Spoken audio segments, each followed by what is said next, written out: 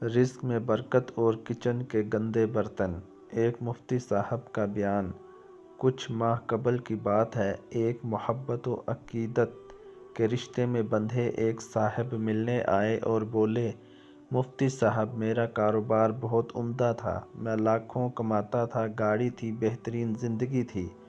آج بھی وہی کاروبار ہے مگر گاڑی نہیں، وہ خوشحالی نہیں۔ دن بدن قرض کے بوجھ تلے دب گیا۔ چونکہ رزق کی فراوانی تھی اور اب مشکل سے گزارا ہوتا ہے۔ سنا ہے آپ روحانی علاج کرتے ہیں، چیک کیجئے کوئی جادو ٹونا بندش و نظر بد نہ ہو، کاٹ کیجئے، تعویذ دیجئے، وظیفہ کیجئے، پھر سے وہی خوشحالی پر مبنی حالات لوٹ آئیں۔ میں بہت پریشان ہوں۔ یہ کہتے ہوئے صاحب رو پڑے۔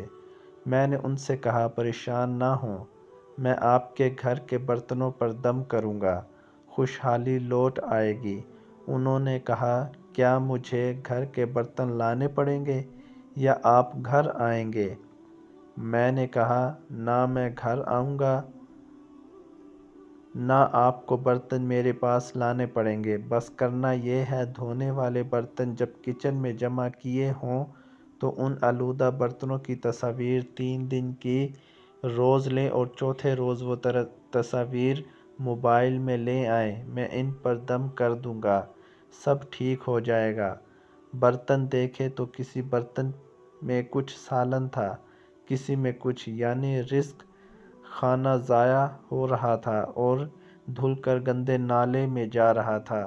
میں نے پوچھا، یہ برتن ہیں، ان میں کھانا ہے جیسے سالن وغیرہ، اس کا کیا کرتے ہیں؟ وہ صاحب بولے، ظاہر ہے کہ دھل کر یہ سب نالی میں جائے گا۔ میں نے ان سے کہا کہ میں دم نہیں کروں گا۔ انہوں نے وجہ پوچھی تو قصہ مختصر۔ میں نے کہا، آج کے بعد بچا ہوا کھانا اس طرح برتن دھل کر گندے نالے یا کوڑے میں نہیں پھینکنا، بلکہ برتن اچھی طرح کھانا کھاتے ہوئے صاف کرنے ہیں، اتنا ڈالیں جتنا کھانا ہے، اور بچ جانے والا کھانا کسی غریب کو یا چھت پر جانوروں بلی کو کھلا دیں۔ قصہ مختصر، رزق کی بے ادبی نہ ہو۔ انہوں نے وعدہ کیا کہ آج کے بعد ایسا نہ ہوگا۔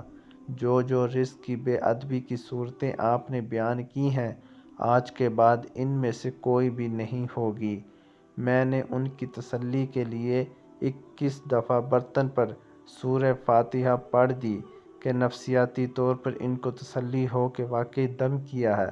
کچھ دن بعد وہ ملنے آئے اور مجھ سے گلے ملے اور رونا شروع کر دیا، ہاتھ چومے اور حد سے زیادہ عقیدت کا اظہار کیا اور بولے، مفتی صاحب اب میرا کاروبار بہت بہتر ہو گیا ہے، بہترین اور بڑے بڑے آرڈر دوبارہ ملنا شروع ہو گئے، آپ کے دم نے تو کمال کر دیا۔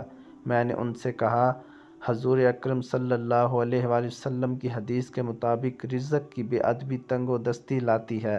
آپ نے کاروبار بیان کیا، اس میں کوئی شرعی خرابی نہ تھی، آپ نماز بھی پڑھتے ہیں، تو مجھے اس وقت آئیڈیا ہوا کہ کہیں رزق کی بے ادبی کے شکار نہ ہوں۔ آپ نے رزق کا ادب شروع کیا تو وہ واپس لوٹ آیا، بس اتنی سی بات تھی۔ اس نے عزم معظم کیا کہ انشاءاللہ مرتے دم تک رزق کے ایک ذرے کو ضائع نہیں ہونے دوں گا اور اس کے ادب و تعظیم میں کوئی کسر نہ چھوڑوں گا۔ میں نے کہا، اگر تم نے واقعی ایسا کیا تو واپس گاڑی بھی آئے گی اور بینک بیلنس بھی۔ اللہ پاک ہمیں رزق کا ادب کرنے کی توفیق عطا فرمائے، آمین ثم آمین۔